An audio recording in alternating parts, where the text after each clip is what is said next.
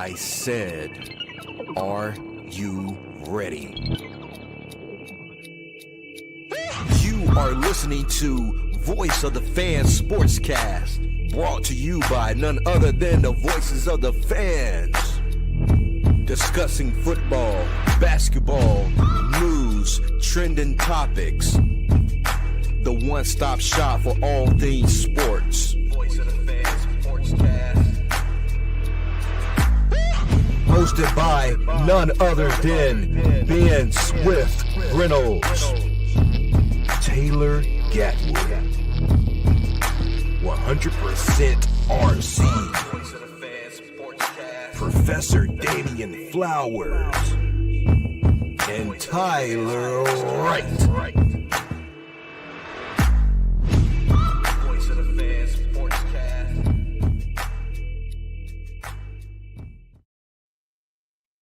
Welcome in, guys, to another episode of Voice of Fans Sportscast. I'm your host, Ben Swift Reynolds.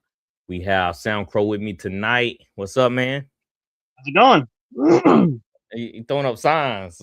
It's kind of my little intro. I mix it up, yeah. Oh, okay. I was checking my audio, making sure my picture up and everything. Yeah, usually it's my outro thing, but when I'm a guest or if I'm someone else is running, I like to do I don't get to do it when I'm running the show. Yeah, okay. You like the Green Beret throwing signs. Hold, sign. Usually I just do the aloha kind of hang thing. Loose. The hang loose sign, yeah. I feel you, man. So how your day? Pretty good. A little busy, just decompressing from work there and rocking. Let's see if I can get on the camera. I like this shirt. I got this new shirt. Oh, that's different. I have something similar, but it's obviously the blend of we know who ruled the Patriots and the Bucks for a brief period. Yep. So trying to get I am working on. Someone's gonna get me. I'm gonna get a Drake Maye. I don't usually wear other jerseys, but I'm gonna rock the Drake Maye maybe for next week's show if I can get one soon enough. See, throwbacks are fine. If you find like a player that you like growing up, like I'm a Saints fan, but I'll buy a Michael Vick. Okay. Dude was unreal. I got his so had to. Yeah, I like to wear throwbacks. You know what I'm saying? I don't like to do current players because they on the roster. They're a rival. So I might do like you can probably guess which jersey I have. I have several editions of, but I just figure because it's the rocking year, I'll give Drake Maye a short buzz. That's just for the one-time kind of deal for this year because they're having a pretty good season. So, oh yeah, for sure. With that bit, the NFL Wildcard was last weekend. Great games. I won some money. I won $50. Woo-hoo. Nice. All right. I like to put a little something on the games. Not a lot. I ain't no high roller. You never know. Like that. So, give me a round of applause. Thank you. Hey, you don't go in the hole, you go up plus, so that's a benefit. Yeah, I'm plus. That's gas money right there, fellas. Hey, that's not cheap, so Right. And so, we're gonna dive into the wild card games. We're gonna start off with the Panthers and the Rams first. The Rams beat the Panthers 34-31. It was a man. First, when the game first started off, it was like gonna be a blowout. The Rams were driving up down the field. Mm-hmm. So, Soundcrow, what do you think of the Ram performance versus the Panthers? Well, I mean, I gotta say, I'm not entirely shocked because, again, I said this early on prediction. The Panthers are kind of like the Jaguars. I mean, Jaguars have kind of been there, but they're still young and inexperienced, and sometimes that's what kills you. The Rams have been there. I would actually say I would be shocked if they didn't perform well because obviously they just a couple of years removed from winning a Super Bowl. So I think that's why the reason why they're one of the options to make the Super Bowl because they've had a pretty up and down, but they're playing good football now. So. Mm-hmm. But their performance is what I expected. And again, you got to give credit to Carolina. I mean, it wasn't a blowout. They came back. I didn't expect them to keep it close, keep it interesting. And at one point, it looked like Carolina could actually be an upset game. I was kind of thinking maybe it would be an upset in the game. So I think I will say as tough as it is, we're going to probably have this conversation about all these games. But as tough as it is to be the losing team, what I like about it is they show promise there. Now, whether or not they'll win the division or be close next year, don't know, because I think the Bucks will be back. Falcons are going to retool, and just for credit's sake, we'll say New Orleans. I know they're a little ways away, but I want to be fair. I don't want to be, total, leaking the Saints fans in the bottom of the basement. So, but we I ain't think gonna be there for long. I think they're a few pieces away, just retooling. But for Carolina too, I think they showed a lot of toughness this year. The odds were against them, so I was a little more impressed just by them, just because the Rams are who we kind of thought they were, as the great Dennis Green would say. They are who we thought they were. Right. But Carolina stepped up, so I give them credit. I think it really was a good game ultimately. I love kind of disappointed in the Rams. Not the offense per se, but the defense. I thought they had a little bit more pep in their step, getting after Bryce Young, and they gave up some big plays, chunk yards, in the second half to Matt Millen and some other kid. I forgot his name, but Coker. Yeah, Coker was the kid that made a huge catch. So I was like, man, if the Rams want to win the Super Bowl, their defense has to play better. They cannot be getting beat by a Panthers team that barely won the division in a bad division at that, and come in and almost beat them. That's unacceptable. I know Sean McVay kind of took the ball out of Matthew Stafford's hand a little bit after the interception. They started running the football with Kyle Williams, and I feel like that's the way you should go. You shouldn't lean heavy on your passing game, especially with an older Stafford. You know what I'm saying? Who's been susceptible to interceptions. Yeah. So lean on Kyle Williams. Dude's a Pro Bowler. Dude's a stud. And don't go away from that. They lean too much on Puka and Devontae Adams when they got an all-star running back there, and blank Corum. They split carries. Like, don't keep it simple, man. Don't throw 50 passes a game when you got elite running back there. So I just wish that it left a bad taste in my mouth, the Rams game, because they are my Super Bowl pick. I want to just say that they were my Super Bowl favorite coming out of NFC, and they just got to play better. The defense have to create some turnovers and get some more sacks. Absolutely, I agree with you on that. Yeah, I think that's maybe, and who knows? I mean, the teams are going to look at the footage, so I hope maybe they'll look during the break on. All right, this is what we did watching the footage. This is what we could do better. Maybe this is where, sometimes it's always hindsight. So there's always a chance they could recoup. But I agree too, with Stafford. You can't, and Puka, you can't wear these guys out. You can't be doing that, because they got at least another game or two if they want to make the Super Bowl. You burn these guys out. 11 catches. Puka had 18 targets. 18 targets, 10 catches. That's and again, we know he's a favorite target, but you can't wear him down, because again, you're going to be burning out before the big game, and then you're going to have nothing left in the tank when it's time for the big game. So you got to kind of spread the ball around, as they, age will run the game. Devontae Adams had 13 targets, so that I just don't like them that lean heavy on that passing game when they need running game. You need balance. You need that running game. Soften that defense, open up the passing game. Yep. Oh, yeah, open up some seams and stuff. So, Panthers have to do a better job. All right, so the Bears, that was another great game. I wish I could have live streamed that, but that would be something. Yeah, it would. It was a great game. The Bears beat the Packers 31-27. They call in Caleb Williams Iceman. I'm like, I don't know about Iceman, because the Iceman I know. And S-Man, he was legit, He was really legit. So what you think about the Bears? You think they have enough to go all the way? It's a simple answer, and I'll just kind of elaborate. I'm gonna say no, just because here's the thing, and this is where I pose this question. Not to take away from the Bears, but was it strictly the Bears, or did the Packers allow the collapse to happen because they were up 21-6 at one point? They had a solid lead.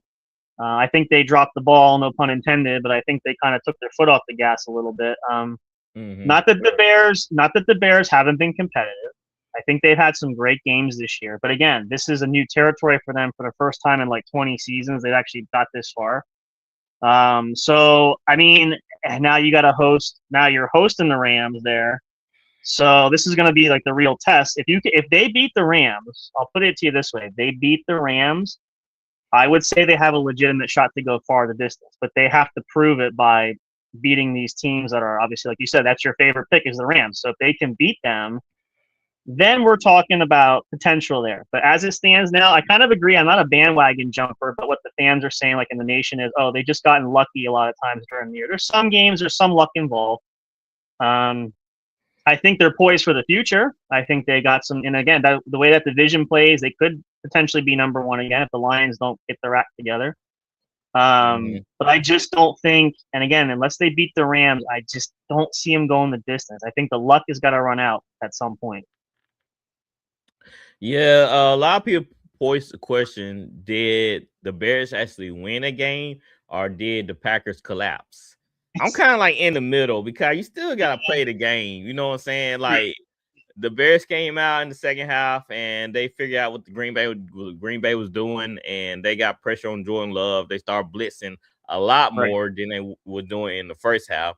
So I think the Bears made the necessary adjustments to counteract what the Green Bay Packers was doing. So that's why I say I'm kind of like in the middle that Green Bay coughed it up because they didn't score. I think they only scored 3 points or a touchdown after in the second half. Yep. But I just give credit to Ben Johnson. I'm not gonna take away from the Bears saying you gotta, when you have this playoff football, there's nobody giving you something. You either either they take it or you take it. And I felt like the Bears won it bad enough. They went in there and made adjustments and took it from Green Bay Packers. Ben Johnson got Taylor Williams settled down, scheming up some passing schemes for him and Loveland. Yeah. So it just shows that Ben Johnson knew what he was doing. He was just getting it together because Caleb Williams were messing up in the first half. Oh yeah. No interceptions were not pretty. You cannot be doing that in the playoffs. That's costly. But Ben Johnson, he kept the faith in him. He kept the faith. He like, man, I'm putting him in the right situations. Just trust me. I'm get you. I'm putting the right play calling, and we're gonna get it going from there. And that's what they did. So kudos to the Bears. Kudos to Ben Johnson for keeping a level head. If you think about it too, like I'll jump on that credit wagon because the Bears had a fight all season long. I mean, again, it wasn't the division is bad. It wasn't great, obviously, but they still had to fight to stay competitive, obviously. And there were some close games, that they could have won, could have lost, and again, they stayed the route and they made it this far. And again, guys like Loveland, the young guys, even Roma Dunze has been making some, immaculate catches there. Like, they're playing some good ball. So, no, you can't take it away. And I know from Ben Johnson, I know he's throwing shade at the Lions, at Dan Campbell. But he say he hates the Packers. And the Packers too. But they're beating them up though. They're winning. So I can't blame them for having a little fun with, throwing some shade there because they did beat them.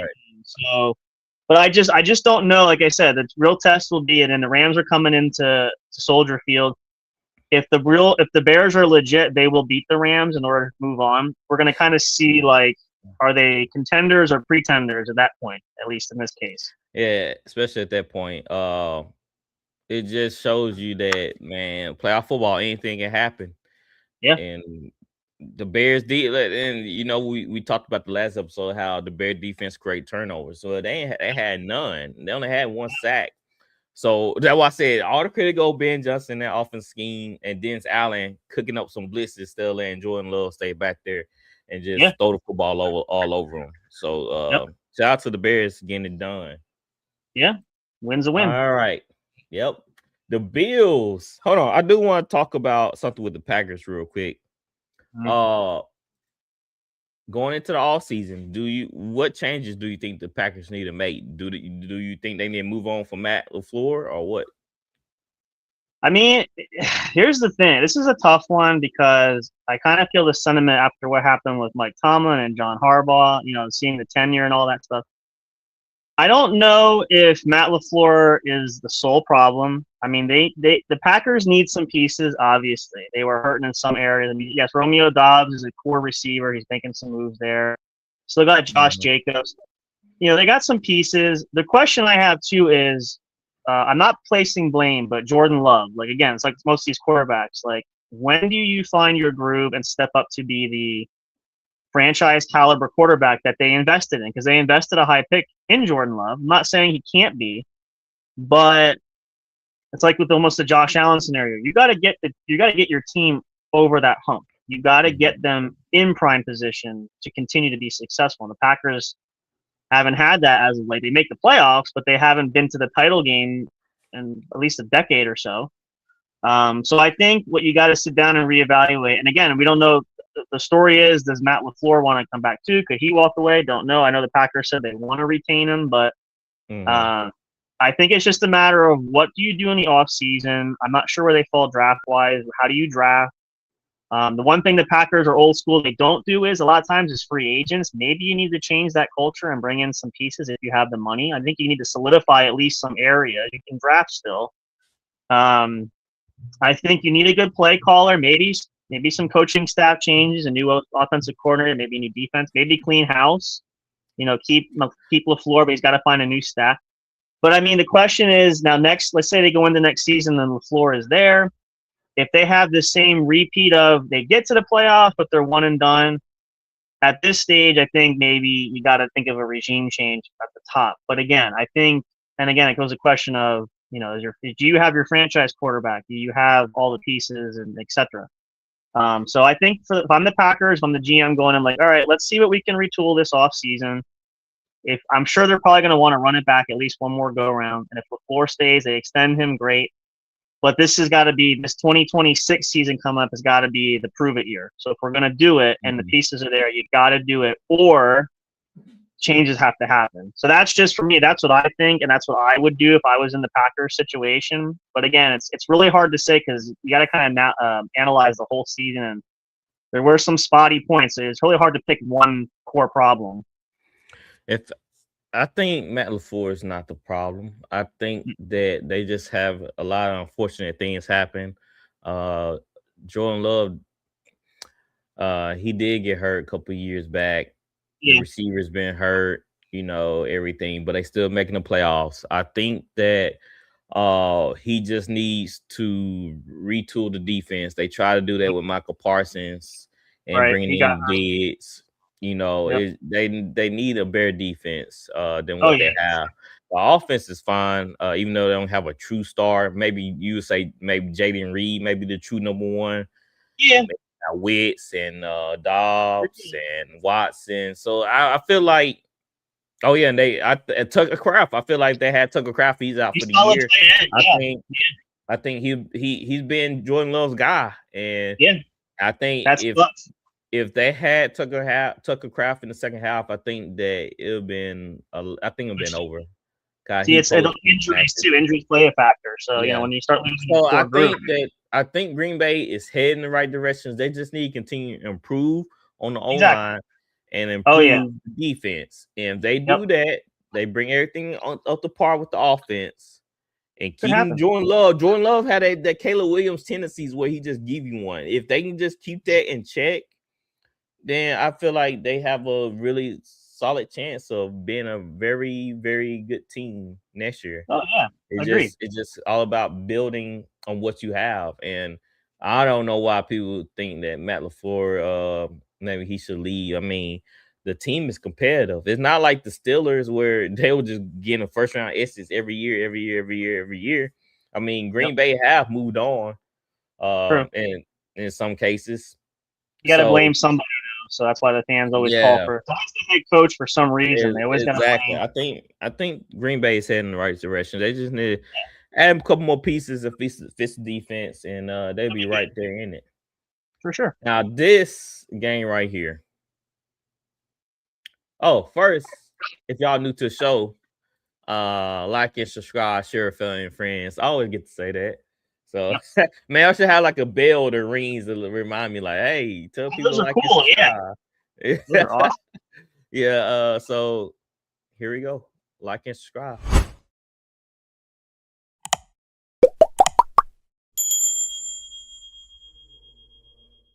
I love it just for the bell. Ding. Yeah, just the bell. I love it. Love that sound. Turn on the notifications so you know when we go live. All right. The Bills, they beat the Jaguars 27-24. What a game. Yeah, it was a tight one. It was. And I was kind of shocked by the outcome, but Yeah. SoundCrow, can Josh Allen overcome the lack of talent with the Buffalo Bills and take them to the Super Bowl? Well, here's the thing, and I'm only saying this not because I'm not a lover of it too. I'm gonna say no just because I think, between whether it's Houston, New England, I would even not be shocked if the Broncos beat the Bills when they go to Mile High. I know it might sound crazy to some, but I think they'll keep it close. They'll keep it competitive. It's a tall task to try to carry a team to a title when you're when you're losing pieces. And I'll use the example because I was watching that year. Like, the Bucks won the Super Bowl, 55. They come back in 2021. The whole core, the first time the whole core of the team comes back. I was surprised. I think they could probably repeat, but then, later in the year, you still had Tom Brady, but your receivers are getting hurt. You're down to like your 6 and 7 guys. There's no star power. And there's a whole Antonio Brown fiasco where he walks off, whatever. Mm-hmm. But you see how, like, when you start losing your core players and then you're asking, again, a guy of Brady's caliber, could he overcome that? It's a tough order because you don't have much in the talent pool, even down to your backup guys and your backups to the backups and etc. So in this case for Buffalo, I mean, you still have James Cook. I think if you're Buffalo, you got to use the run game a bit more too. I think that's probably your best piece that you got going for you offensively, aside from the receiving core. That would help take the pressure off of Josh Allen. He doesn't have to run as much. I don't think you should overrun him either. So I mean, could they get to the championship title? I wouldn't doubt it. I mean, again, you never know. But you look at teams like Houston, again, New England, and we'll throw Denver in. I mean, they're young, they got talent there. Again, I think either Houston or New England, their defense is going to be a nightmare for Josh Allen. I mean, they've seen it. Patriots played the Bills this year. Yeah, they kind of split, but that defense is looking pretty solid. So I think the bigger question is, will the Bills O-line keep Josh Allen safe to give him time back there? Because you got guys out there like Will Anderson, you got Derek Stingley hanging out back there. They throw a blitz out there, and DeMeco Ryan especially loves to get creative there. So I think it's going to be a nightmare, even if they end up facing off either one. So I think that the Bills have potential there, but I just don't see them just getting over that hump because I think there's other teams that have a bit more talent that are younger, that are obviously hungry. Yes, because I didn't have the Bills getting past the Jacksonville Jaguars, and of I course, didn't either. Trevor Lawrence being Trevor Lawrence happened. But how the Bills are made up right now is tough sledding because it's all on Josh Allen. They were very fortunate for them to put together a job to go ahead against the Jacksonville Jaguars in that game. And the defense played outstanding for the Bills, and you haven't heard that a lot during the season. No.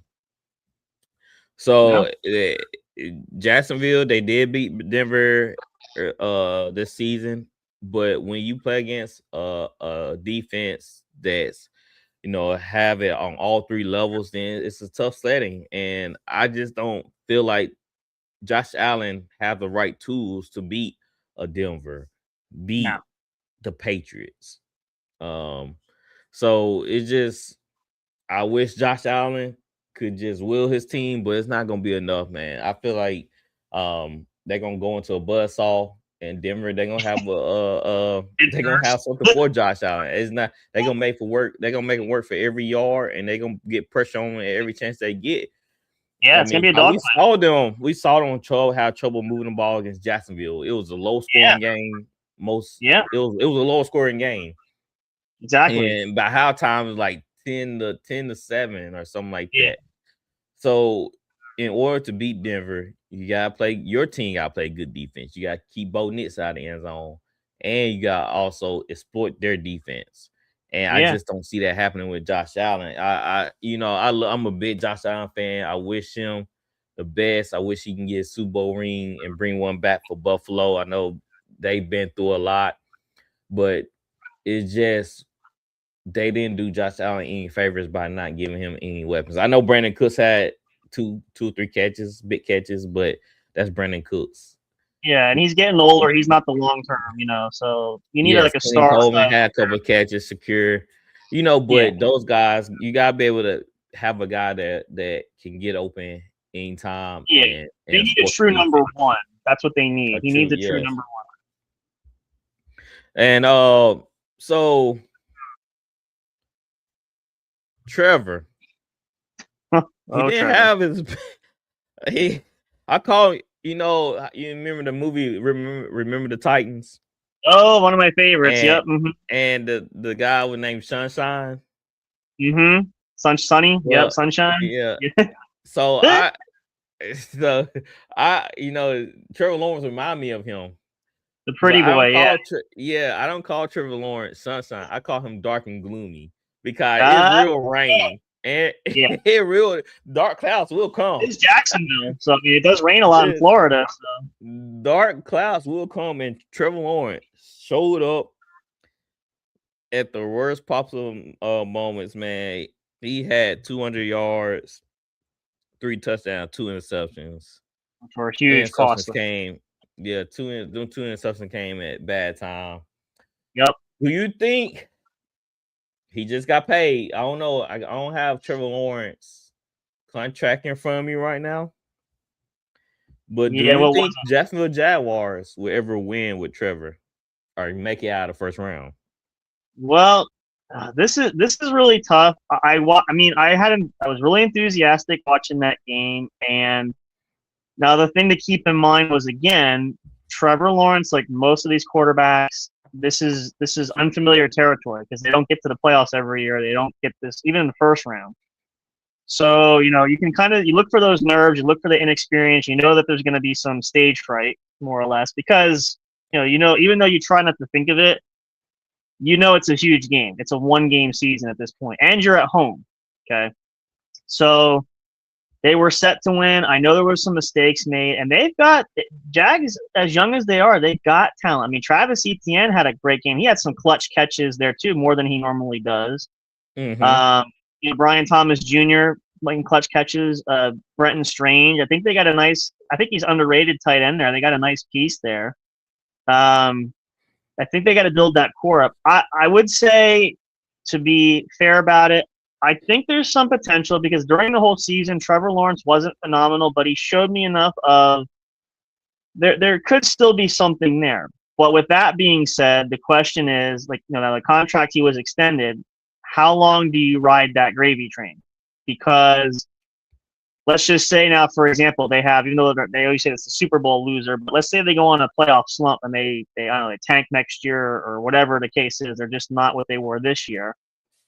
Are they going to be quick to say, well, now we gave Trevor this big contract and he's going right back to the question mark again? Let's say they have a great draft. Maybe they land some big free agents. Let's say they look good on paper. They're retooled, all that stuff.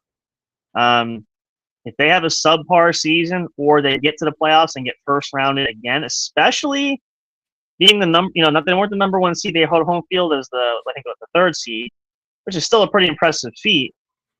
But if you can't get past that clutch thing, even at home, I think you got to wonder. Now, I like what Liam Cohn did. I think he did a phenomenal coaching job. Yeah, indeed. I think there's room for improvement, like we said, with Carolina and some of the other teams. But all I know is, and again, you said it too, I'm a big believer in this. When you get out a contract like that, they're going to be locked in. And so basically it's like that marriage thing, for better or for worse. I think it's a 5-year contract, something like that.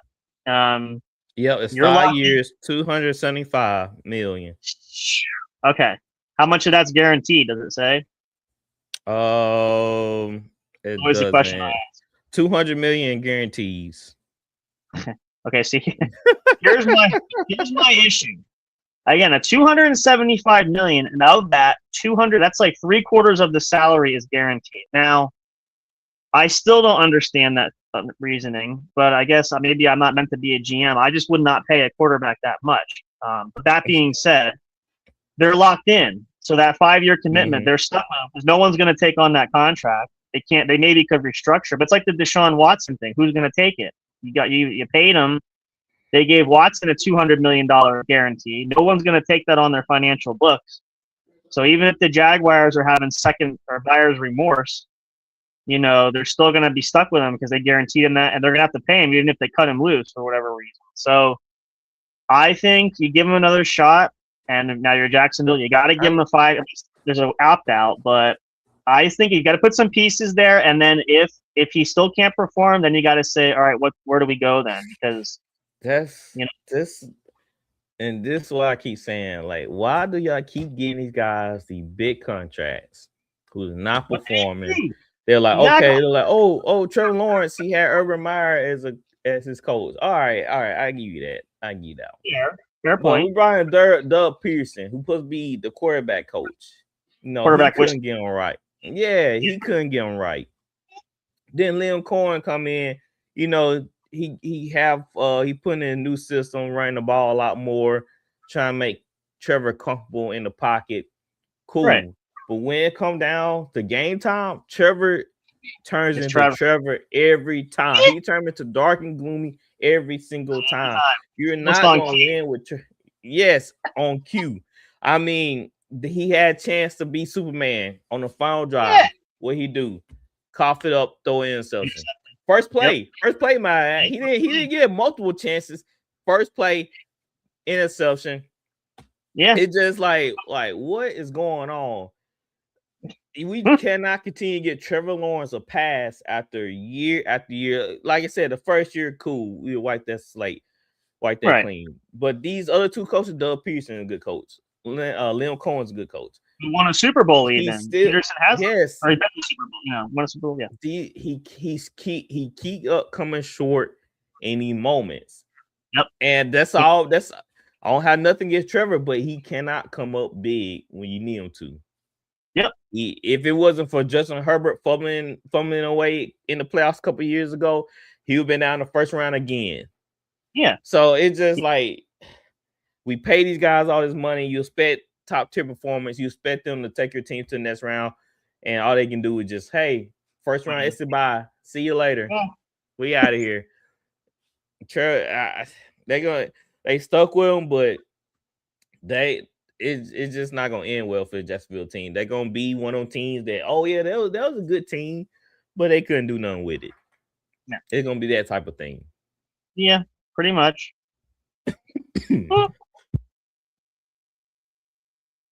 All right. So I had to go on my little Trevor Lawrence rant. The guys know I don't like Trevor Lawrence that much. I think that he's kind of overrated and everything.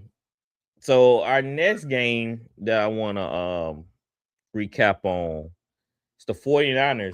They were able to take down the Eagles. What was the score of that? 23-19. Yep. 23-19. Do you feel like the 49ers can go all the way this year? Well, here's my thing, and it was a miracle win because obviously they were decimated by injuries. Now you lose George Kittle, which is massive. Mm-hmm. He's done now. He's done for the rest of the year. So, I mean, you got McCaffrey there, sure, of course. Who was that guy? Juwan Robinson had some great catches there. They got some pieces, but again, the defense has been banged up.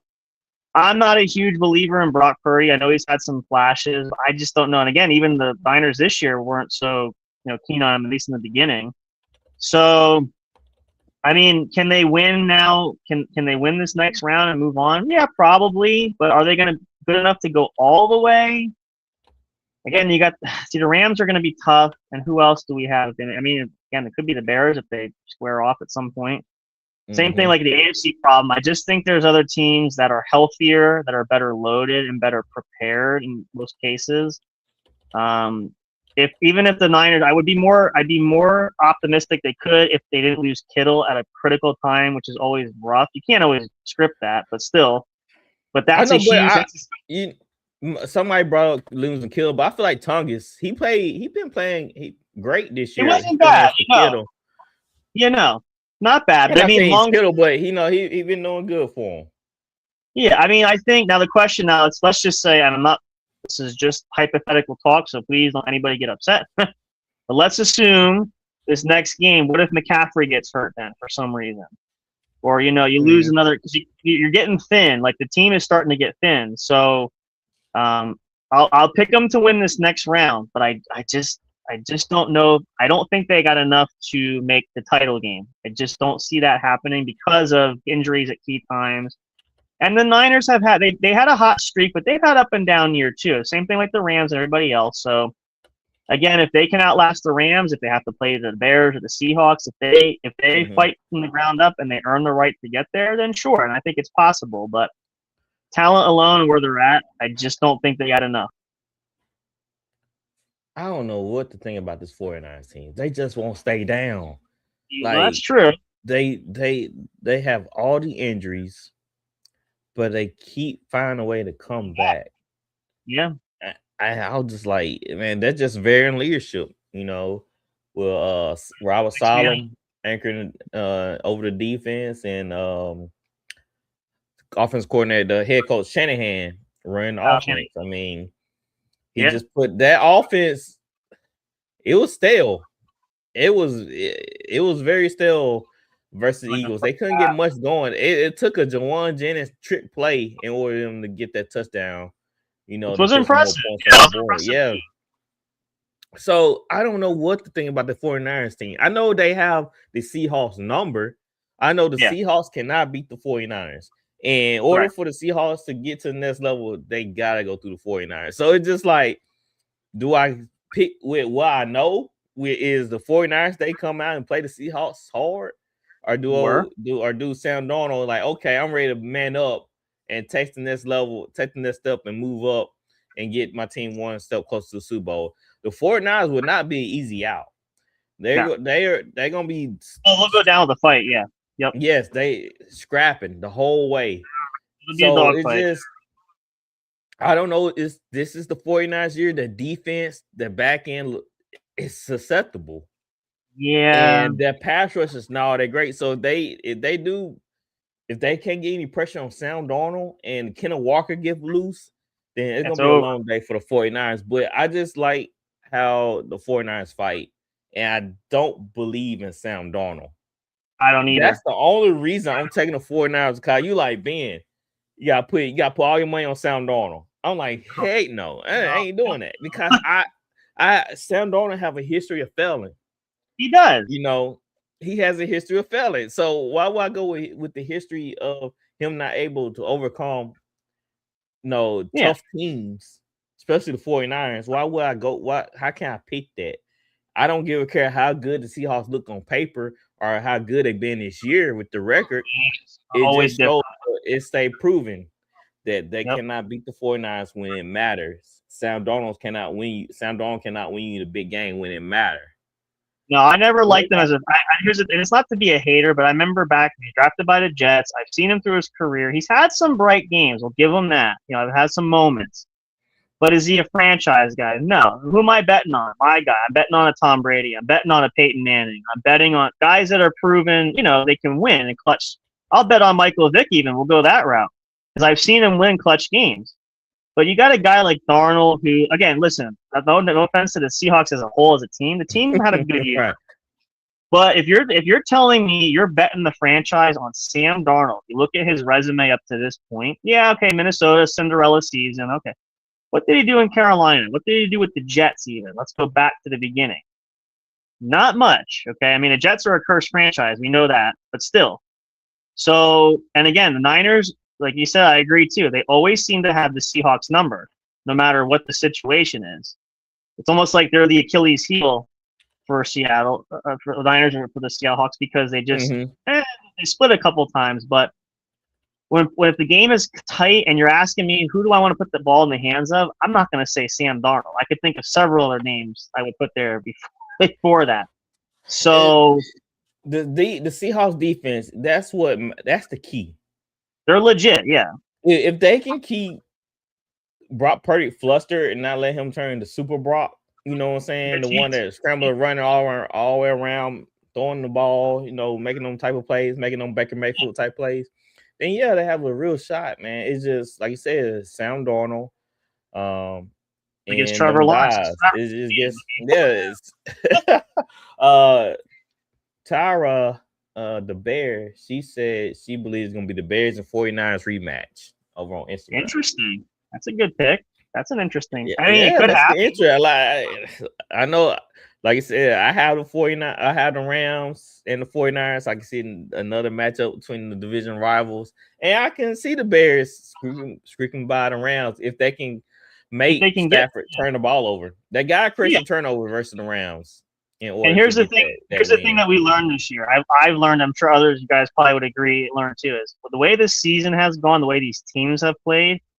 Anything is possible at this point, so I wouldn't rule anything out. So the Bears 49ers matchup, while in the past might be like, oh, that's crazy. It could be realistic. It's a real chance. So many weird things have happened this year. So many teams that were supposed to get here didn't get here, etc. So, it's an interesting. I look at it, this is what makes this fun is I always love this part of the season when I say the team that wants it the most, you're going to see who steps up to fight for it because that's just it takes a lot to get to the postseason. I mean, if you're not a team like the Panthers who gets there every year, it's a taste of what's to come. So you fight hard. And again, losing doesn't always mean a bad thing. It's just sometimes when you're inexperienced, you need a season or two to get it right. But like the Bears now, the Bears are riding high. I'm not going to knock them saying, oh, they're going to get knocked out next. I mean, they could make it all the way. Who knows? They could win the Super Bowl for all we know. I know that sounds far-fetched in some cases, but you just never know. But you got to see who they stand. Like I said, the teams that are the veteran types, like the Rams, who've been there not long ago, that have had a great year. Again, Seattle, the defense could carry them. The Niners. You just got to see, because now we're dwindling down to like the final few teams, and you kind of see who's really going to ramp up their gameplay. So I think that's a true testament to see which teams are really going to push to make that title game. And again, it could go any which way. We could pick. Our predictions could be what they are. They could be totally wrong. It could be teams we're not even considering that could make it, that we think, oh, they're just going to lose, like the Bears. I could say, oh, the Bears are going to lose next week, and then they make it to the big game. So anything's possible, but it's just whoever shows up. And so it's gonna be a very interesting game. I know I'm about to ask you, I'm about to text you today. I said, all right, so it's 2 games Saturday. I think it's the Bears. No, let me look at the schedule real quick. Saturday, the Bills and Broncos, 49ers and Seahawks. I was gonna do a watch party for both games. I don't know which game you want to join me if you could Saturday, but I'll plan on watching both of the games. Yeah, I'll be free. I'll probably join. I can join the nighttime one. I'll be free Saturday night. All right. I'm going to do the Bills and Broncos. I mean, you can do the 49ers and Seahawks. Okay. And I asked the other guys if they want to participate in the watch party. It's just always fun. And at halftime, I go on TikTok live. Okay. That way I can talk to the fans, people that watching the game and see their thoughts before the game start back. Awesome. Yeah, let's do that. That's cool. So, all right. The Eagles, man. They showed the last play, and it's exactly a play you would call off of Madden, no lie. My friend Nate, I remember this vividly. I had the Saints. He actually had the Eagles. What's so funny about it? And he needed a touchdown. And he called all verts. The same play that the same play the Eagles called. And he actually called it and beat me, but classic Hail Mary. Classic Hail Mary. The Eagles ran all verts against the 49ers, trying to score that last touchdown. And I'm like, you gotta come up with something better than that. Yeah. Where do the Eagles go from here with their offense? And AJ Brown, give me your thoughts on AJ Brown. Well, I'll say this. Let's start with, first of all, it was a good step. They fired Kevin Petula. So, okay, obviously you got to start changing that coaching up. I think there's better options out there. So, okay, that's a good start. I think A.J. Brown, I've been listening to this. I watched this. I've heard what Sirianni has said because they had that scuffle on the sideline, that blow-up that they were arguing on the sideline there. Oh, I was just trying to get him off the field. Yeah, okay. So I will say this. I think the relationship has soured there for Brown. Mm-hmm. Let's go back to early in the year. What did he complain about? I'm not getting any touches, right? Well, now they're arguing. Right.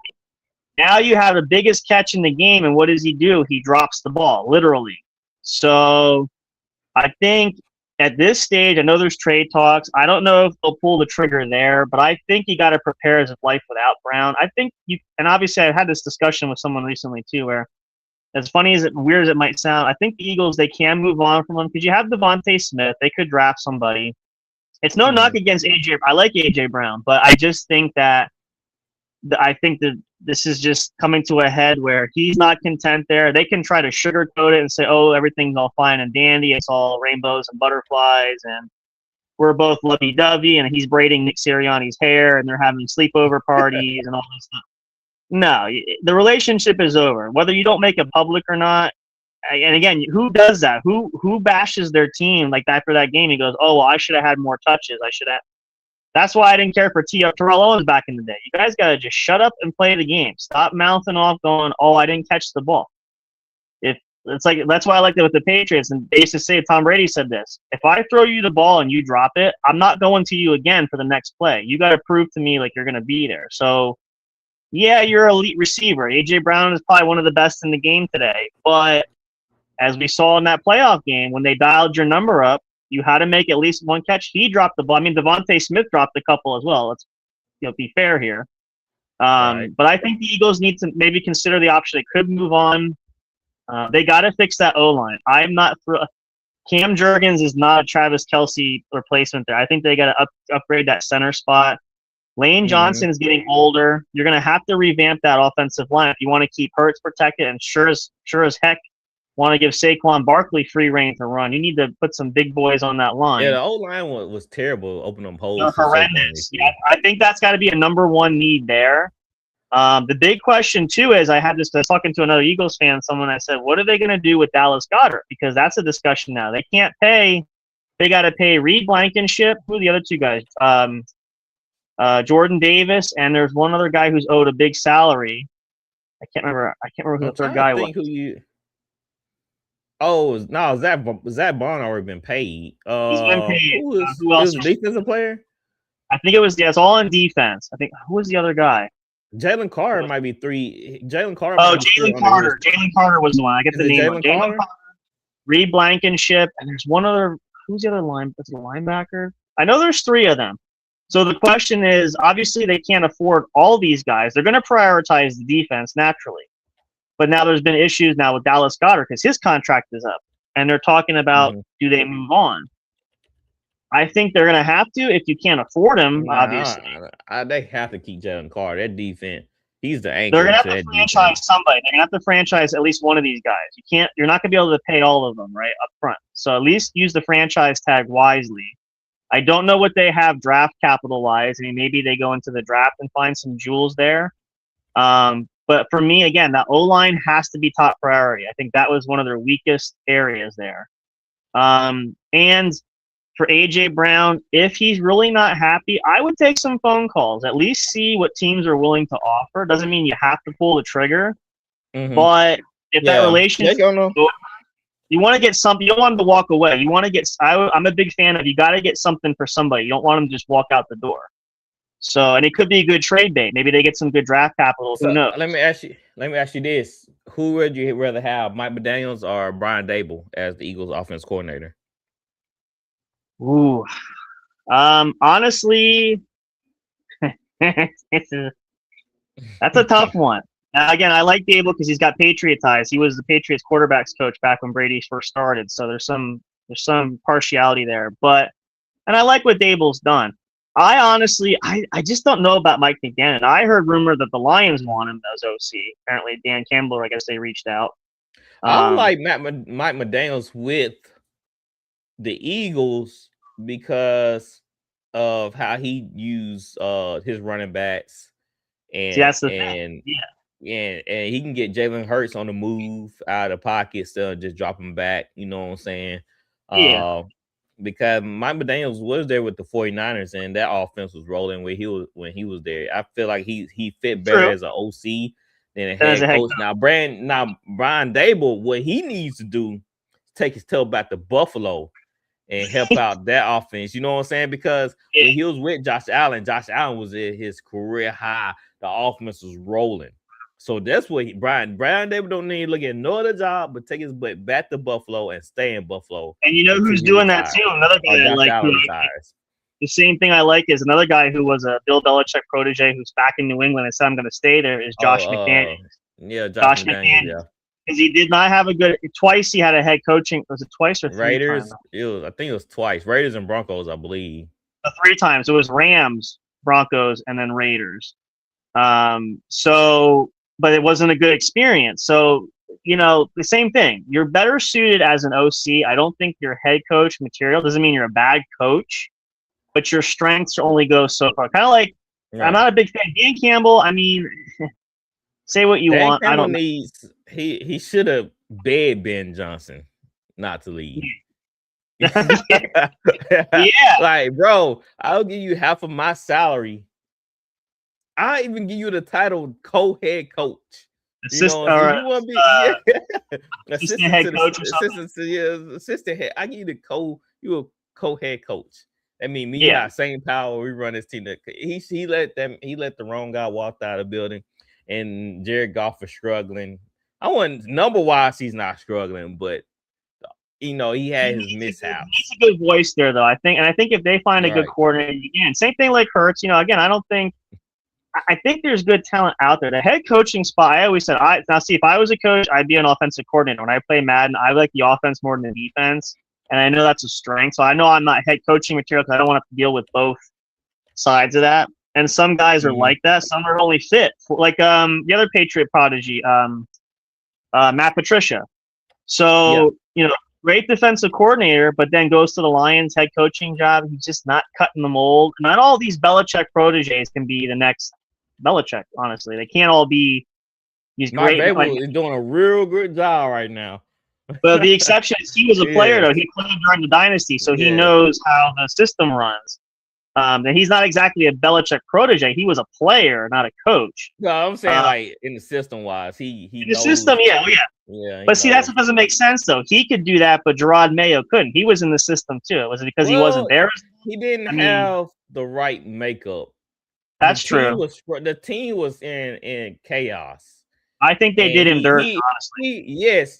He inherited a bad Belichick team. He was given a full process, a clean slate of just getting all the people out there and restarting over. So they did do him dirty because he was the fall guy. He kept pretty much the staff almost intact. He kept the team there. It was Belichick's roster. Pretty much, yeah. So I think for the Eagles, McDaniel's a good pick. I like that. I think that could work. Maybe again a few pieces here and there. They're not going to not be in the division race. I mean, that division is not a strong one in the NFC East. So, but I just think they can't repeat this year. The fans are expecting a lot more in Philadelphia. Right. And go back to AJ Brown thing. Yes, it's time for him to move on. That's not going to work between him and Jalen. Since AJ Brown got paid, he's not looking for Super Bowl rings. He already have a Super Bowl ring. He's good. Now he's looking at the legacy books. He's looking at his numbers. He's padding his stats. So he won't 10. He won't Puka targets. He won't 10 targets. You know what I'm saying? So that's why it's a marriage that's broken right now because he want what he want from Jalen, but Jalen's not able to provide it for him. So he needs to move on to a different situation. They need to go out there and get another receiver that would mesh well with Jalen because how AJ Brown's acting is kind of interfering with Jalen, how he's trying to play his style. Doing the diva thing. It's doing the diva thing. It's messing with Jalen. It's causing friction. He's over there reading a book on the sideline, which I don't have nothing against, but it's kind of like, hey, look at me.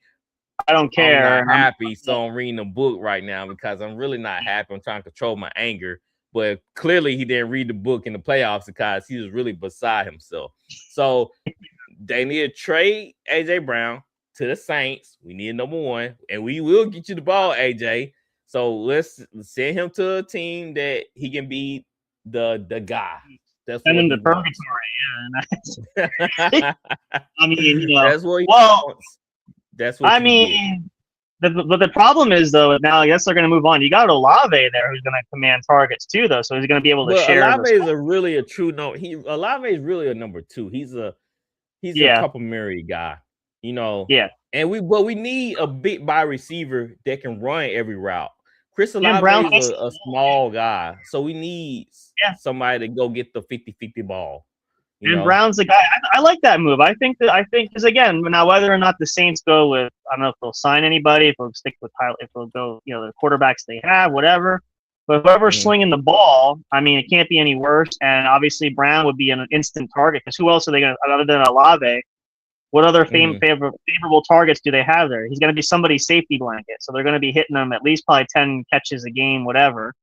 especially if it's a young quarterback because he's a veteran receiver. Well, you know they're going to. The Saints, believe it or not, we have a lot of receivers on the roster that would be a very good competitive piece to AJ Brown. That's true too. And Olave. We have Bailey, Trey Palmer. We got for them Buccaneers. He was on good. IR. We have Bub Means. We have Tipton. I mean, that's why we trade Shaheed, because we have a slew of guys, and we just need that one big body receiver, a true number one, to complement all the other guys. And I feel like AJ Brown be that guy for us. I mean, I would even love to see Buffalo make a trade for AJ Brown. That could be, I mean, they need a number one. My question though is, do you think he'll be catching passes from Arch Manning next year or this year if he goes? Hey, maybe so. It'd be an attractive landing spot. But yeah, no, I agree. I think a trade would be good, and I think for the Eagles, for Jalen Hurts' development, I think you draft the guy. You need another young receiver to kind of mesh with him. That's in that same kind of class of your young guys trying to make it big, etc. You don't want to go too high caliber unless, and who knows, maybe they'll find like a Jamar Chase type in the draft. You don't know what kind of gems are out there. So exactly. All right. The Patriots, they beat the Chargers. Not pretty, but it wasn't pretty. It was not pretty.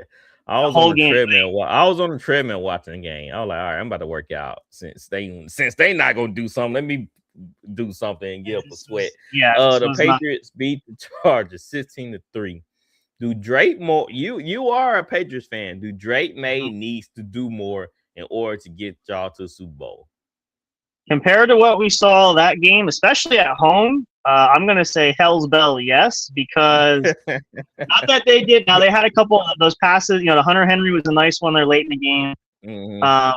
But because the Patriot offense, I've seen that there. I mean, Ramondre Stevenson, Trayvon Henderson, the running game is solid.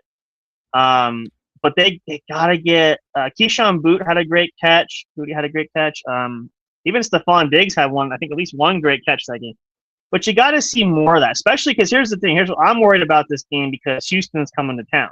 I'd really rather have Pittsburgh, but you got the defense. Derek Stingley Jr. is out there. Willie Anderson. I mean, they've got beasts on that defensive side of the ball.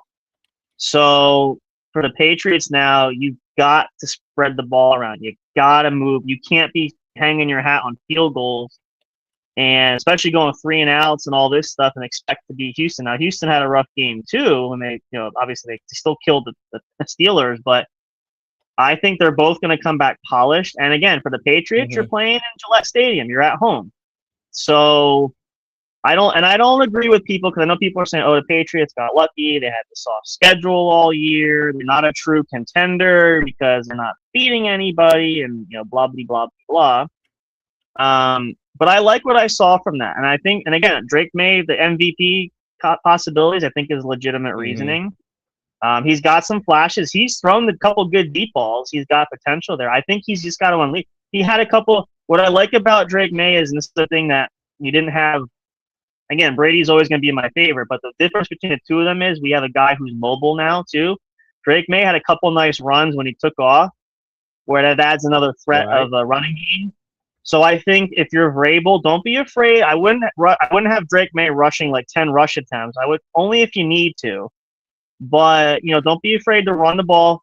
Even if it's short yardage, get the first down, move the chains. Obviously the running backs, let them go. But for Drake Maye, throw some more deep balls. Get creative. If the line is protecting you back there and you have time, I know sometimes the line has broken down, but if you've got protection and there's an opening, exploit that defense. Because, the Texans have had whole moments where they're making mistakes too at times. They're not infallible. But for the Patriots, I wouldn't say be overly aggressive, but don't play it too soft either. You got to have momentum. And if you get momentum, keep your foot on the gas pedal. Do not lay off. Even if you're up, I'm not saying this just hypothetically, like it's 24-3, like halftime. Don't take your foot off the gas. The game is over when that final. Please, dear God, don't be like the Packers, because it can't happen more than once. So let's be honest, okay? But yes, I think Drake Maye's got to do more. He's capable of more. We've seen that. So I think I think We if he saw watches MVP numbers from him. watch the film. They're probably doing that now. Go back to the quarterback room, watch the film. You know, that's what Brady did all those years. And what I like about him too is he says, I watch a lot of Brady's, like the old games, to kind of get inspiration. Well, go back and do that. He's been there in clutch moments. So if you want to learn from the best, go back and watch some of those moments, incorporate that into your game, but take some shots down the field. You got some good receivers. They're not elite guys, except for maybe Diggs if you want to go that route. But yeah, he don't really have that young number one receiver. I like the Patriots get him a guy. Yeah, I think if they do that, but they'll be with Drake Maye, yes, we need to see a lot more because fortunately for him, the defense was all over Justin Herbert like white on rice. So they played lights out, and they didn't. It probably been a different outcome on the game because Justin Herbert had no time. Even that last play, that sack, they brushed right up the middle. Like I'm like, they're just killing him. They're getting Herbert. I was like, dang, Herbert, you must gave some bad Christmas presents to O-line because they don't give a crap about you, son. They almost trying to get you to walk down the schedule. You want to get him? Here, let me step out the way. Go hit him. Go ahead. Yep, there you go. They're like the bull, like Ole. Like Red Rover. Let him come over. Go ahead. Yeah, send Milton Williams right over. Send him oh right God, over. he bull rushed him like a tank. Like my gosh. I was like, and that one play when Herbert's laying there, I'm like, oh my gosh, they killed him. He's not dead. Even moving. Right. I was like, why are they doing this boy like that? So I think the defense too. Like as long as the defense, they gotta break out on CJ Stroud too. So Drake Maye don't need to go out there and beat Tom Brady. He just gotta go out there and control solid. The game and play within himself. Be solid. You don't gotta put up 300 yards. All right, 5 touchdowns. Get 2 touchdowns, 3 maybe 250, 260. Just keep it in control and let your defense do what they do, and you do what you do. So, and like I said, don't be afraid to scramble too. Run once in a while. He can run, so once in a while, you know. So there will be a talk on ESPN on social media about Justin Herbert performance. They say he get to me passes, and I kind of don't agree with that statement. I want to see what your thoughts. Do you agree that Justin Herbert get too many passes?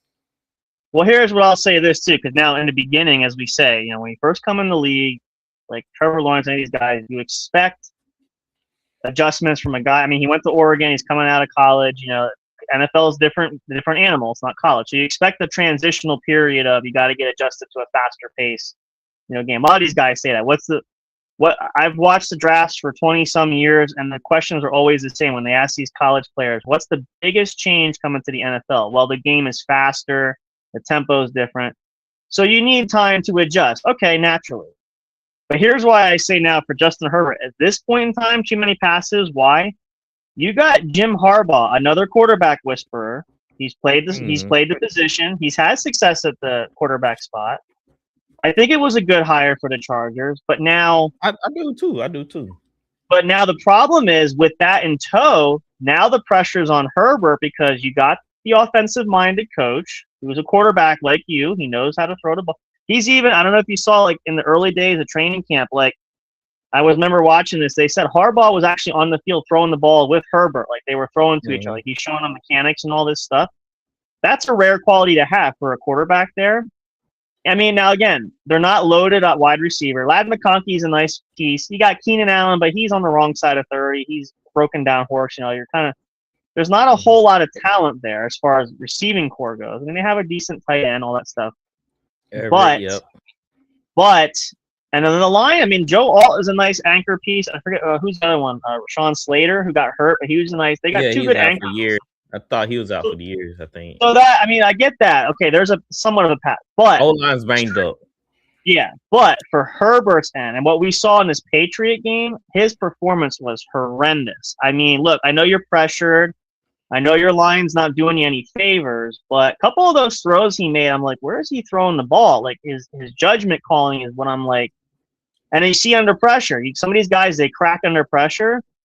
I mean, are the lights too bright? I mean, is it the pressure of not being at home? Is it the fan? I mean, again, Foxborough, it's loud up there. It's 40,000 fan, whatever the stadium is. But you can't go into a playoff run the first round. And yeah, it's not a daunting. Well, the Chargers were there back in 2018, I think, the last time they played New England. But when you have a talent like Herbert is, and he's a very talented guy, let's give him credit.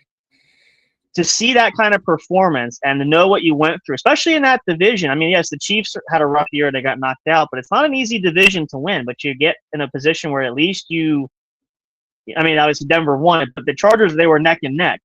You don't get many chances to make the playoffs in that case. It's a very hard situation to be in. You don't want to get first rounded because right away it's okay. Now again, they're on the road. Obviously I have a big home field advantage is crucial, but they could have easily beaten the Patriots. Let's be honest. If that Patriots defense didn't light them up, because the Chargers had some great plays, and Amari Hampton, if he was fully healthy, he went out hurt. So there's that. But I think Herbert. I agree, though. I think Herbert at this stage of his career and having Jim Harbaugh there. So in the same text, we'll say like we said, like with now the Jags, because they're locked in with Trevor Lawrence. This offseason, the Chargers have work to do. Maybe they trade for A.J. Brown. Maybe they need a receiver for him, something like that. I don't know. They need to. But they do. And if they draft well and if they put pieces there and if the Chargers have another first-round buyer, let's say they don't make the playoffs this coming year again, then you got to look and say, where, again, like any other team, where's the problem here? And if it's you're not trusting your quarterback to lead you, then maybe you got to move on. I mean, again, I don't think there's too many great options. I'm not sure. I don't think the draft class is that spectacular at quarterback this year. So I think you're kind of for better or for worse, like the Jags with Trevor Lawrence. You're stuck with Herbert, at least for now. But I think, and if I'm Justin Herbert, I'm kicking myself going, I got to be better than that. They're looking at you. And same thing with the Lamars and same things with these other guys. You're the quarterback. All eyes are on them. So you want to play better, you want to get your team's trust, you got to step it up. So I think this is going to be a breakout year, but I think he does get too many passes at this point. All right. I got to take up for my boy. I got to take up for Herbert. Okay. The talent's there. He have all the tools. I remember watching him play against Saints, and he made some incredible throws. Oh, yeah. I feel like this is the same story with Joe Burrow. Even though Herbert didn't take them to Super Bowl, but it's the things that the teams lack. Yeah. Like Chargers have been dealing with O-line issues since he got there, and it's still not fixed. That is proven in the Patriots game. This has been proven all season long. And also the Chargers team has been banged up this year with the running backs going in and out. He lost Amari Hampton half of the season. It's just that when y'all put everything on these guys, Herbert is a incredible talent. We'll get him some incredible talent to throw to. Yep. Y'all just can't let these guys continue to throw to these old winged out guys or the young guys that more of a slot. They more of a slot. You know what I'm saying? Last more of a number 2 than number 1. You cannot continue to rely on quarterbacks to get the job done when defenses are taking away those pieces. What we saw from Herbert, where he missing throws and he rushing throws because he's been under the rest the whole time as nobody is open. Exactly. So that's why I said, like, if you put Herbert on the Rams, Super Bowl, you put Herbert on the Eagles, he's going to do just as good as Jalen did for the Eagles in the Super Bowl. He turn around, hand off to Saquon, we're going to the Super Bowl. So that's why I said I feel like that if Herbert is in a different situation with a better constructed team around him, he had better success. He has better success. But when you continue to rely on him to fulfill the voice that you're missing, this is what happens. Yeah, that's fair. This is exactly what happened. And that's what everybody talking about. Like, Joe Burrow is not that good. Bro, if you give Joe Burrow a defense, this dude has been out of the playoffs by one game every year because his defense is ranked close to dead last. And their O-line got hot too for Burrow. I mean, he had no O-line. His O-line's bad. It's saying with the Chargers defense, it wasn't Herbert that gave up 27 extra points or answer points to the Jacksonville Jaguars in the playoffs in 2018 and 2019. It wasn't him. He put up 24. So my defense should stop a team from putting up 24. It should stop. They should just put up 21, not 20, 27 or whatever they came back and beat them by. Yep. So that's what I'm saying. Like Herbert, he deserves some blame, but he needs some grace because of how things have been going for him, and that he has the talent. You just got to put talent around him. Not everybody gonna be Tom Brady, you know what I'm saying, where he don't need much, or Peyton or Drew, you know what I'm saying. Those guys didn't really need a lot to get the job done. So Herbert, I try to tell you, send him to another team that's a contender.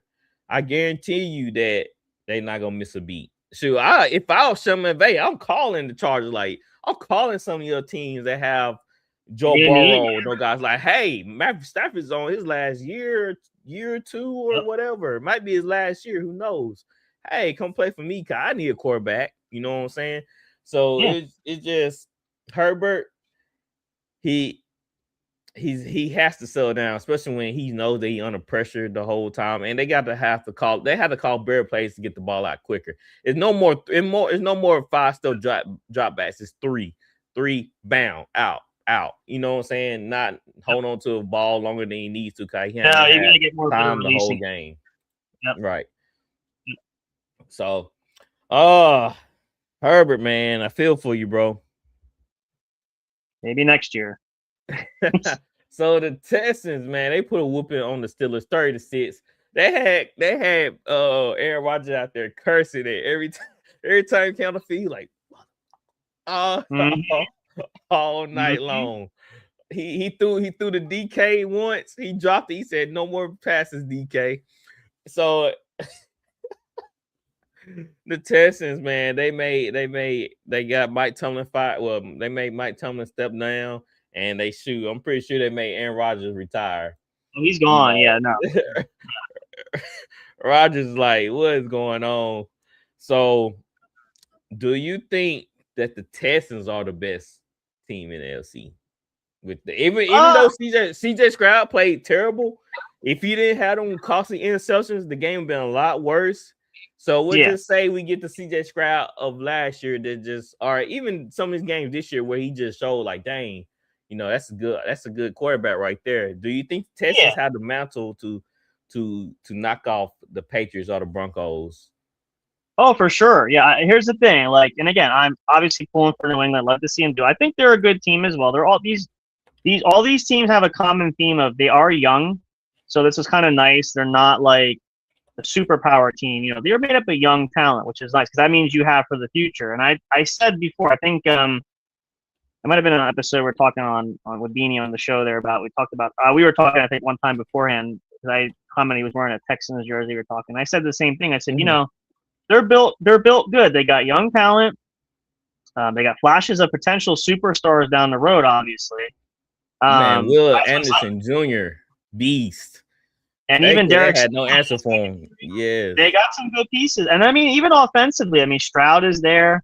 I think obviously running back, you're running on Nick Chubb and Joe Mixon. You got to go a little younger at some point. No, it was Woody Marks. Yeah, that's the other one. Yeah, he's good. Yeah. But aside from that, you know, I think they're good. And I will say, as I said, as a Patriots fan or two, the only team I'm really concerned, I think, that has potential to upend New England is the team that's coming to town this weekend, and that's the Houston Texans, because they've had struggles. Obviously, it's not a magical year. But considering the talent pool of the teams that are left, I knew they were going to beat up on Pittsburgh. Let's just be honest. If anybody thought Pittsburgh was going to win that game other than Steelers fans, you were either smoking or drinking something that night because it wasn't going to happen. I'm sorry. Even in Pittsburgh, like the Steelers are getting old and they're broken down. I said they're old in the wrong places. And again, Houston didn't have a lights out game, but who ended up winning? They came back and and then the thing that was really funny about that game too is, which I love Houston's defense. What does Aaron Rodgers do in the clutch at the end? Pick 6 to seal the game. Right. Like, this is why I think, you know, Houston is balanced on both sides of the ball.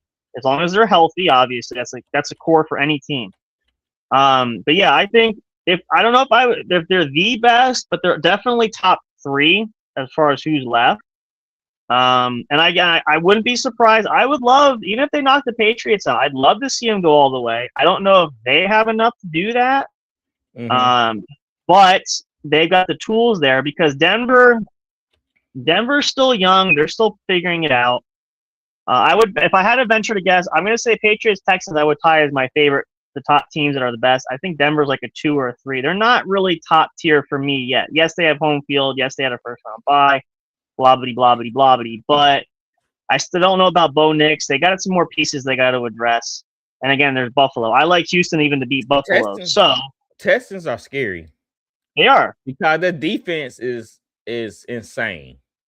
I love them with Ashir and I forgot the Peachtree. I mean, they some hard hitters, man. They will lay the wood on you. And if CJ Stroud come alive and don't make dumb turnovers, then they'll be good. They are good because they can score. CJ Stroud can pass the ball to Nico and I forgot the other kid's name. Yeah, well, Tank Dell. I think he's Nico Collins, Tank Dell. Who's the other guy? The young kid. No, it's another kid, but there's talent. They can put points on the board, and their defense can definitely stop somebody.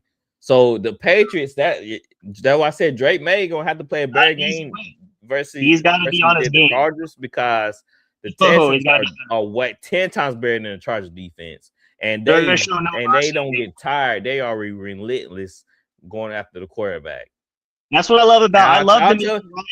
I love watching when he played, but he's a defensive where he loves to throw the blitz out there. So he's going to dial up some blitzes against Drake Maye. So if the Patriots aren't careful, it could be an early night. And this what might hurt the Patriots since they don't have a true number one. Like, who's going to beat that coverage? Who is going to be Diggs? Is it going to be Booty? Is it going to be Hunter Henry? Like, who's gonna beat that coverage? Somebody got to beat. They got to step up and get open for Drake Maye. And if I know the Patriots, they're gonna try to establish the running game early, but I wouldn't. I would first come out with some couple passes, some mid directions, because the Texans gonna have their ears pinned back, trying to stop the run. They're gonna stuff it. They're gonna try their best to stuff it. So I try to run some misdirections. I come out with play action, first play action. Because I'm trying to get those guys on their heels, moving, mix it up, try to mix it up, try to get their eyes and looking at certain places they shouldn't be looking. So they're gonna have to come out with a different game plan versus Texans. Guys, it's nothing like the Chargers, and Texans can pick some points. The one thing that the Patriots might have advantage over the Texans is the cold weather. Hopefully y'all get a little snow. Hopefully y'all get a little snow on the ground. Cool, slowing down a little bit. So Texans, man, I know Taylor Gatwood. He said he's the other co-host. If y'all didn't know, people watching. He said he's not trying to get his hopes up. But I said, man, T-Gat, this could be y'all year. If y'all, especially if y'all get past the Patriots. Whew, this could I'll be give them that. The Super Bowl. This could be. We'll see. Game on. Game on. So we brought to you by Bet Us. We got your game. I always can't find my cards when I need my card.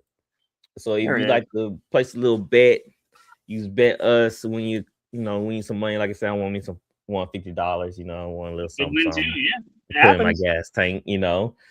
So college basketball going on, college football. NFL, NBA, hockey. So we need some money. Go bet with Bet. Do it. You could win a lot, and then let us know. Share the wealth. Share the wealth, especially when you win a couple of grand. Slide me $100 bill or something. All right.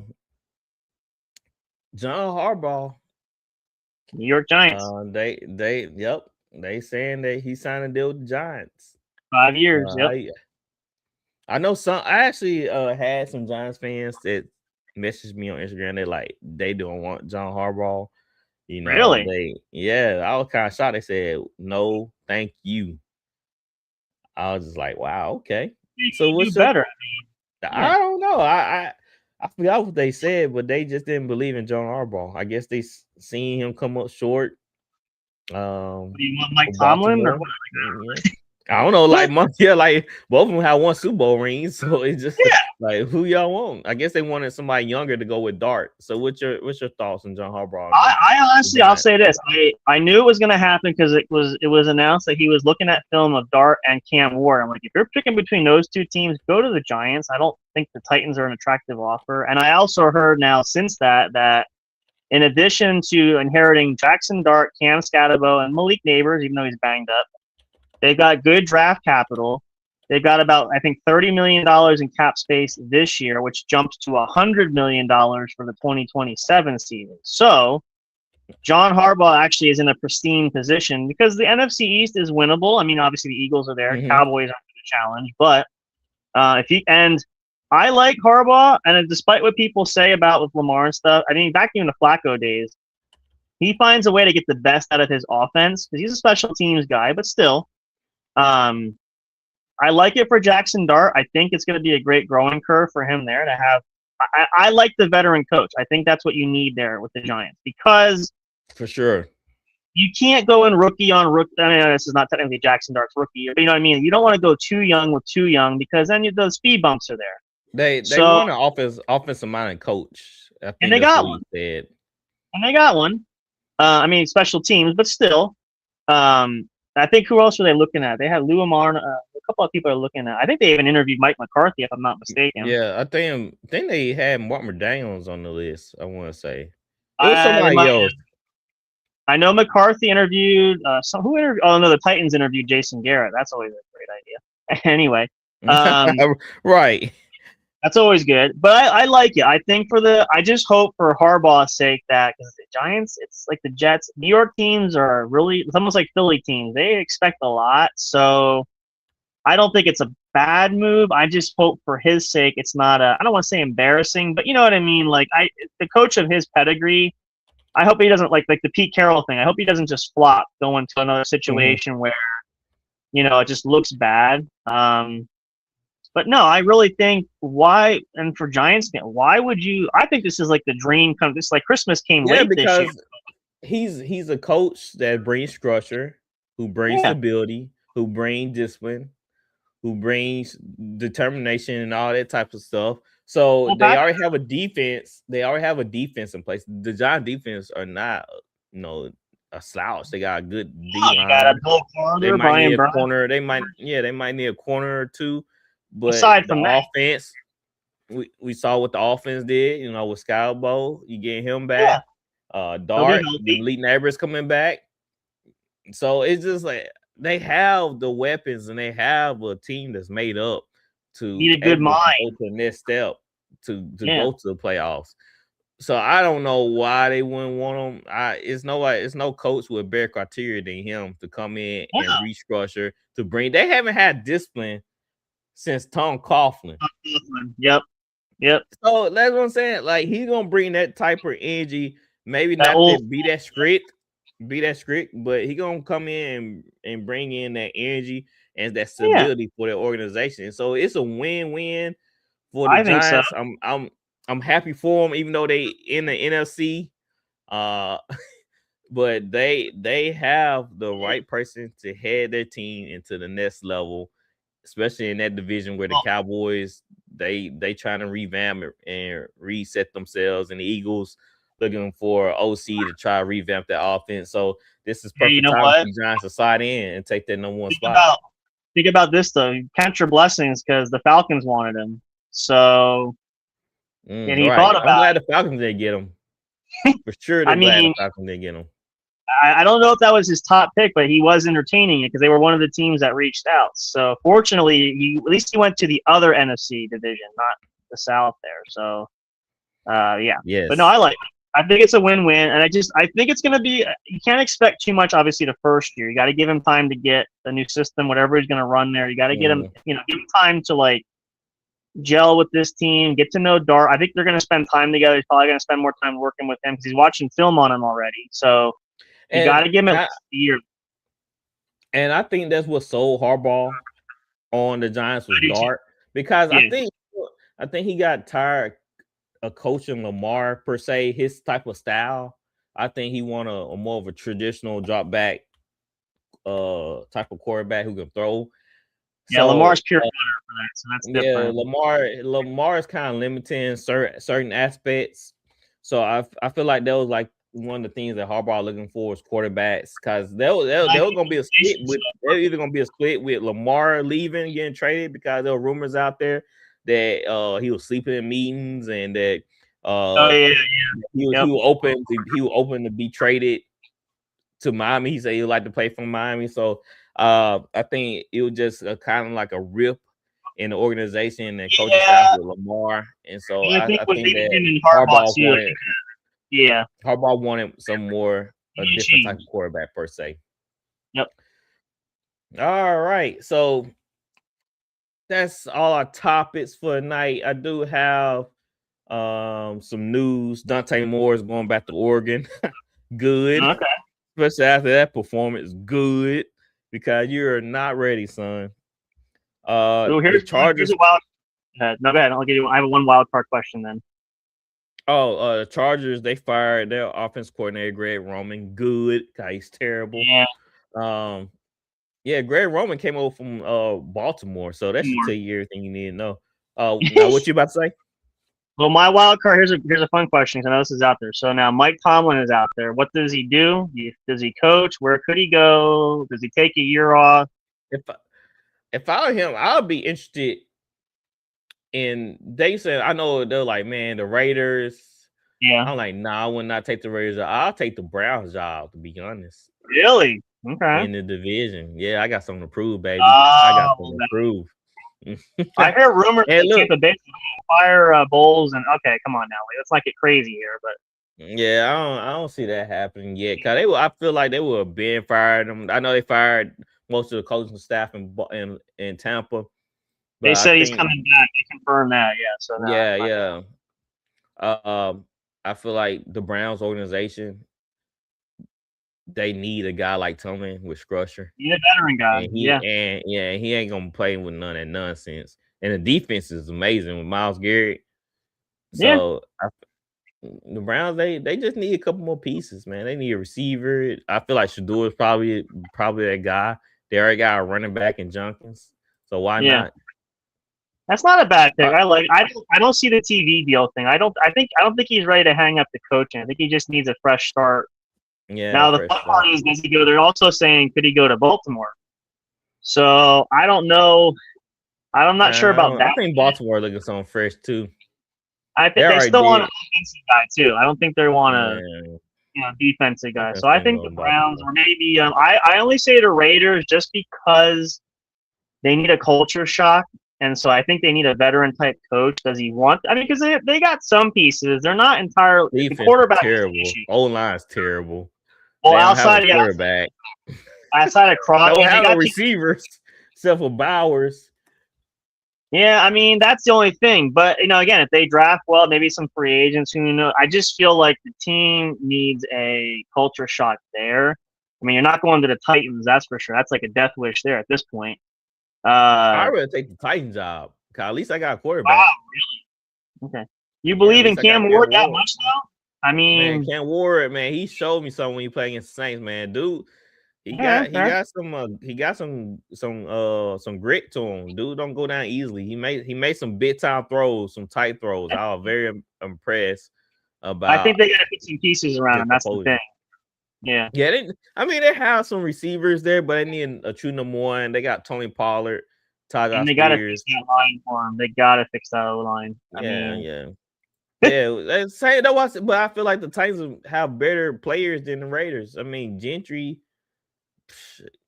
he didn't really do too hot. I like him, but I don't know. Yeah, I don't think he's all that.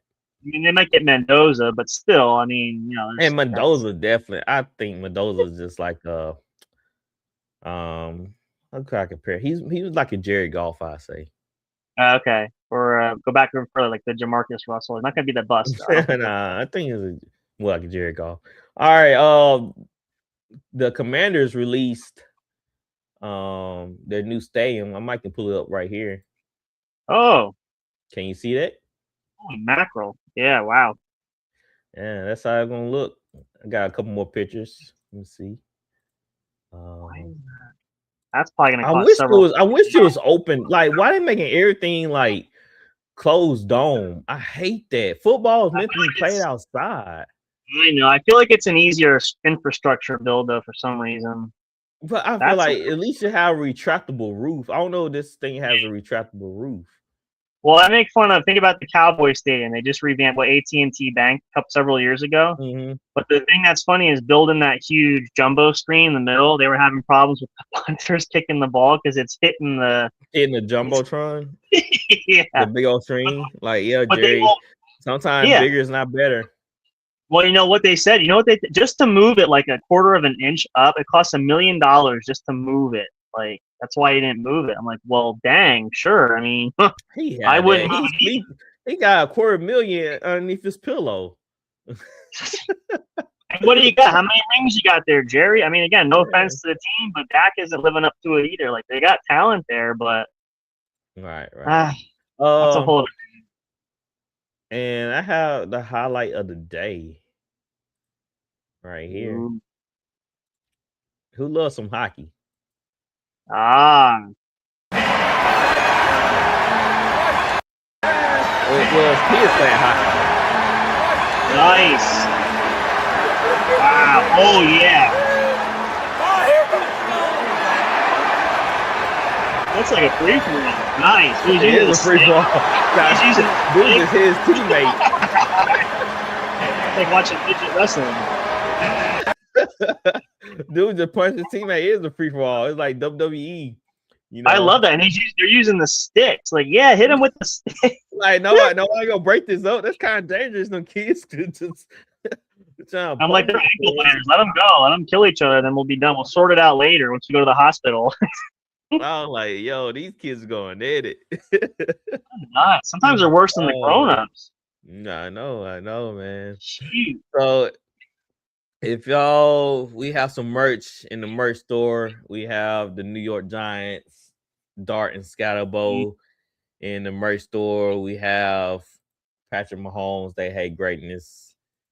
Joe Burrow, they hate greatness in the merch store. So go cop y'all a shirt, and also Josh Allen.